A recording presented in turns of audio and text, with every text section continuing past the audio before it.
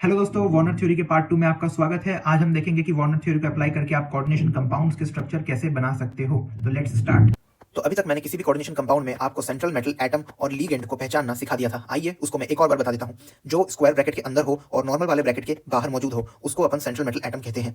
यहाँ पे इस केस में वो है आपका कोबाल्ट, और लीगेंड वो होता है जो आपके स्क्वायर ब्रैकेट के भी अंदर हो और इस नॉर्मल वाले ब्रैकेट के भी अंदर हो। तो इस कोऑर्डिनेशन कंपाउंड में वो स्पीशीज है आपकी NH3। ठीक है दोस्तों, और ये जो पूरा आपका एंटिटी है इसको अपन बोलते हैं दोस्तों कोऑर्डिनेशन स्फीयर। इसके अंदर की चीजें जो है वो जनरली नहीं टूटती है। अगर इसको आपको तोड़ना है तो सॉल्यूशन को बहुत हाई टेम्परेचर पे हीट कर दो, या फिर सॉल्यूशन का जो पीएच है वो हाईली बेसिक कर दो, या फिर उस पीएच को हाईली एसिडिक कर दो, तभी ये चीज टूटेगी। अदरवाइज ये चीज नहीं टूटती है दोस्तों नॉर्मल कंडीशंस में।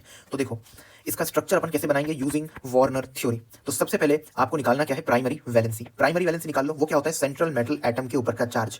उसको अपन एक्स कंसीडर कर लेते हैं क्योंकि सेंट्रल मेटल एटम हमारे यहाँ पे कोबाल्ट है और ये NH3 आपका लीगेंड है। ठीक है, एक NH3 के ऊपर चार्ज होता है 0, तो 6 लीगेंड है, तो ओवरऑल इसका चार्ज कितना आ जाएगा, 0।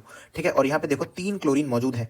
ये हेलोजन होता है, एक हेलोजन का -1 होगा, तो 3 क्लोरीन है तो इंटू 3 करोगे तो टोटल चार्ज आ जाएगा आपका -3। अगर इसके ऊपर टोटल चार्ज -3 आएगा तो ये जो आपका कोऑर्डिनेशन स्फीयर है ना, जिसके अंदर कोबाल्ट और 6 NH3 मौजूद है, इसका चार्ज आपका टोटल +3 आना चाहिए, क्योंकि -3 यहाँ पे और +3 यहाँ पे, तभी ये कोऑर्डिनेशन कंपाउंड जो है न्यूट्रल रह पाएगा। तो देखो इसको मैथमेटिकल इक्वेशन में कैसे लिखेंगे। कोबाल्ट का ऑक्सीडेशन स्टेट x एज्यूम कर लिया, +0 इक्वल टू कोऑर्डिनेशन स्फीयर के ऊपर चार्ज है -3, तो यहाँ पे आपका x इज इक्वल टू +3 आ जाएगा। ये आपकी प्राइमरी वैलेंसी हो गई। और सेकेंडरी वैलेंसी, कितने लीगेंड सराउंड कर रहे हैं सेंट्रल मेटल एटम को, वो है 6।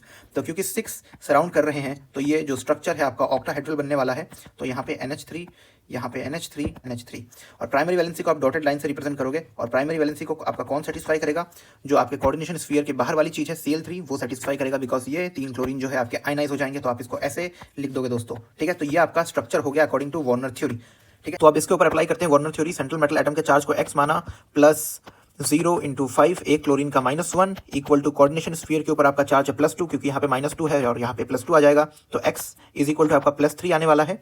तो कोबाल्ट +3 ऑक्सीडेशन स्टेट में है, तो प्राइमरी वैलेंसी आपकी 3 है।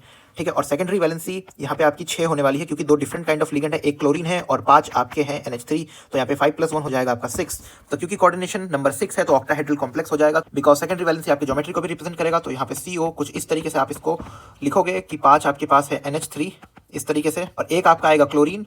ठीक है, और यहाँ पे 2 क्लोरीन है बाहर, तो इसको आप डॉटेड से रिप्रेजेंट करोगे।